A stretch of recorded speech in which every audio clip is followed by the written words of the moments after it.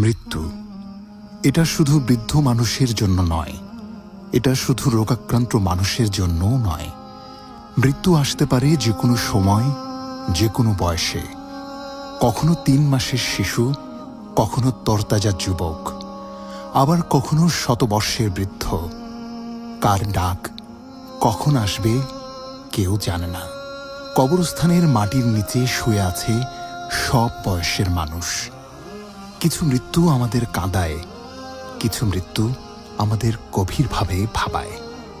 প্রতিটি মৃত্যুই আমাদের চোখে আঙুল দিয়ে দেখিয়ে দেয় এই জীবন অতি ক্ষণিক।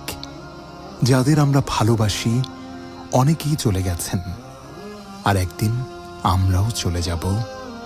এটাই চিরন্তন সত্য। মৃত্যু থেকে পালানোর কোনো পথ নেই। শুধু একটি প্রশ্ন থেকে যায়, আমি কি প্রস্তুত? আল্লাহ বলেন, কুল্লু নাফসিন যায়িকাতুল মাউত। প্রত্যেক প্রাণীকেই মৃত্যুর স্বাদ গ্রহণ করতে হবে। সূরা আলে ইমরান আয়াত 185। আল্লাহ আমাদের সবাইকে মৃত্যুকে সামনে রেখে আখিরাতের প্রস্তুতি নেওয়ার তৌফিক দান করুন। আমিন।